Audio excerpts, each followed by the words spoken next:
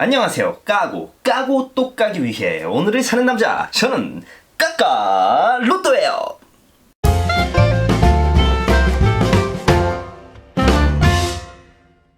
벌써 7번째 영상으로 찾아뵙네요. 오늘은 감사의 인사를 드리고 시작을 할게요.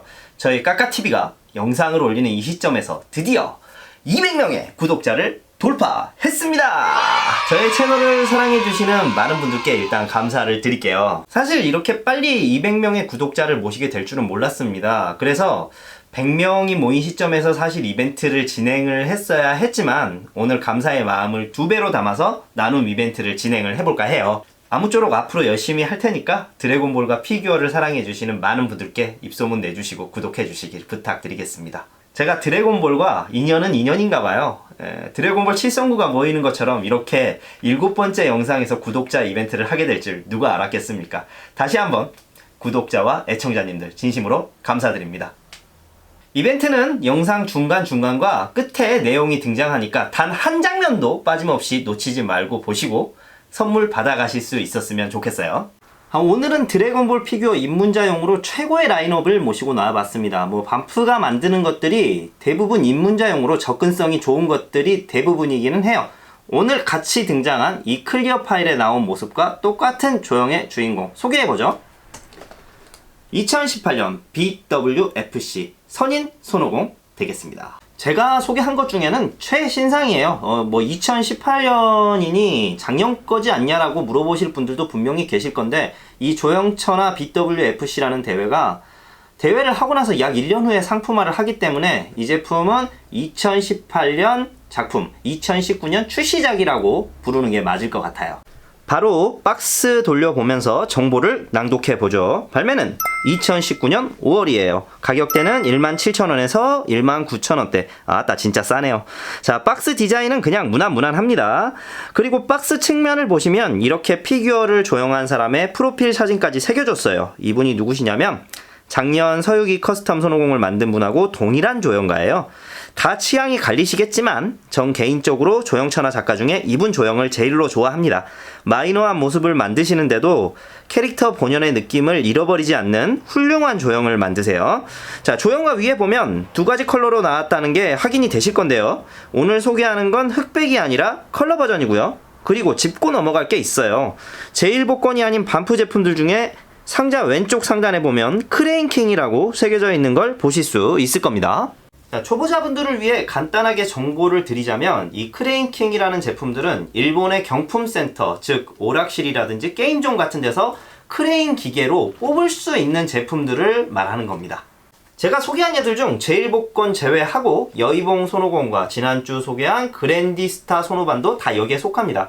이해가 되셨나요? 궁금한 게 있으시면 영상에 댓글로 남겨주시면 간단하다고 생각되는 건 제가 댓글로, 영상화가 필요하다고 생각되는 건 영상으로 만들어서 알려드릴게요. 그럼 언박싱 해보고 구성품 살펴보죠. 은근 들어봤을 때 무게가 있는 편이었는데 아니나 다를까 개봉해보면 이렇게 내용물도 꽉 차 있습니다. 경품치고 꽤 디테일을 강조한 제품이라 그런지 부품도 꽤 여러가지로 사출을 해놓았어요. 여기서 구독자 이벤트 퀴즈 힌트 하나가 나갑니다. 정답이 아니라 힌트예요. 기억을 해두세요. 지금 소개하는 BWFC 손오공의 구성품은 총 몇 개의 부품으로 이루어져 있을까요? 이것이 첫 번째 힌트입니다. 영상을 잘 봐주시고 두 번째 힌트가 나올 때까지 집중해주세요. 먼저 이런 자세를 버티게 해줄 베이스와 지지기둥은 클리어로 제작이 되었네요. 검정색이라 잘 보이지도 않는데 굳이 또 정성스럽게 BWFC라고 새겨줬어요. 손오공은 상체, 하체를 나누어서 결합하는 방식으로 해놨습니다. 마지막으로 이 제품의 포인트인 우산은 파츠가 무려 4개로 나눠져 있어요. 우산 손잡이 부분 끈이 있고 우산 장대 부분, 이거는 조립할 때 좀 주의를 해야 할 것 같아요. 어지간하면 요 근래 받았던 것 중에 파손 걱정할 만한 건 없었는데 이건 거의 두께가 젓가락보다 얇은 수준이에요. 자칫 힘 조절 잘못하면 그냥 끝장나겠어요. 이 제품은 우산 없으면 끝이거든요. 그리고 우산 지붕을 지탱하는 우산 뼈대, 마지막으로 강렬한 붉은색의 우산 지붕까지 총 4개입니다. 우산 보시면 구멍 난 것까지 표현을 해줄 정도로 디테일을 강조했습니다.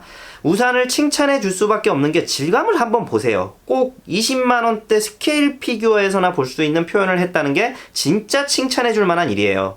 올해 같이 출시된 같은 라인의 루피도 이런 우산을 쓴 조형을 하고 있던데 과연 이 손오공과 비교해서 어떤 느낌인지도 궁금합니다. 여기서 잠깐, 이 550은 과연 어디서 나온 디자인인 것일까요? 오늘도 원작 감성을 중요시하게 여기는 저는 짚고 넘어가야 할 것 같습니다. 아주 똑같은 장면은 없는 것 같고요. 손오공이 꼬마에서 키가 훌쩍 자라서는 모두 앞에 처음 나타날 때 바로 이 클리어 파일에 나온 모습이에요. 그날 비가 와서 우산도 쓰고 있었는데 그 모습을 가져다가 조형을 했습니다. 근데 왜 제목이 선이니까? 선인이라면 대체로 나루토에 박힌 이미지가 강해서 그걸 생각할 수도 있겠는데 아마 제 생각엔 50이 이 모습으로 나타나기 전에 신전에서 수련을 하다 내려오거든요. 카린 선인이 살고 있는 카린탑보다 위에 있는 신전이고 이미 무도적으로는 거북선인, 카린 선인 다 뛰어넘은 경지의 인물이 됐기 때문에 선인이라는 네이밍을 붙인 거 아닌가 생각을 하고 있어요. 실제로 이 무도 대회가 끝나고 나서는 신이 50에게 그런 이야기를 하기도 하고요. 50아, 나의 뒤를 이어서 신이 될 생각이 없냐? 넌 그럴 자격이 충분하다. 그러니까 50은 단박에 거절을 하는 장면이 나와요. 좀 철학적인 이야기인데 지금도 손오공은 파괴신 같은 거 되고 싶지 않다고 하거든요. 50이란 캐릭터 자체가 어느 하나에 고정 지어지는 걸 싫어하는 것 같아요. 자유로운 영혼인 거죠. 어쨌든 이 조형의 똑같은 포징의 모습은 제가 드래곤볼 초화집 책 일러스트에서 봤던 것도 같고 그 책이 지금 광주에 있는 바람에 내가 확인할 길이 없네. 후에 찾게 된다면 정보 꼭 공유하도록 하겠습니다. 그럼 자유로운 영혼 손오공 선인님의 모습 감상해보죠. 가자! 제품에서 풍겨지는 분위기가 대단히 좋습니다. 일단 크기는 베이스 포함해서 22cm 정도예요. 크기가 그렇게 큰 것도 아니고 어떻게 보면 우리가 아는 50의 모습이 아닌 비주류인데도 엄청 풍성하게 보여요. 터번을 두르고 있어서 50의 특징인 헤어스타일이 다 가려졌지만 워낙에 얼굴을 잘 만들어놔서 누가 봐도 50이에요. 표정이 워낙 천진난만합니다. 이 제품이 이번 회차까지 유튜브에서 리뷰를 한 제품들 중에 가격이 제일 저렴합니다. 그런데 만족도는 저는 이게 제일로 좋네요. 이러니 가성비 최고다라는 말을 붙일 수밖에. 제 생각에 이치방 쿠즈하고 조형천하하고 이름을 바꿔야 할 것 같아. 이거를 이치방 천하로 하면 어떨까 싶어. 이것만 봐서는 정말 최고거든. 다만 단점도 보이는데 이때 작화 탓이기도 하고 자세가 하체가 들어 올려지며 움츠려지는 자세라 그런지 다리가 조금 짧아 보입니다.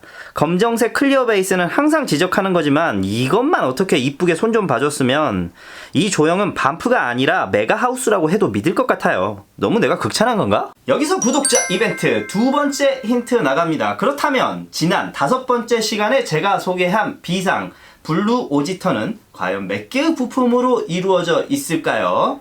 지난 시간 리뷰를 보시면 알 수 있습니다. 아직 힌트는 끝나지 않았어요. 끝까지 집중해서 봐주시길 부탁드립니다.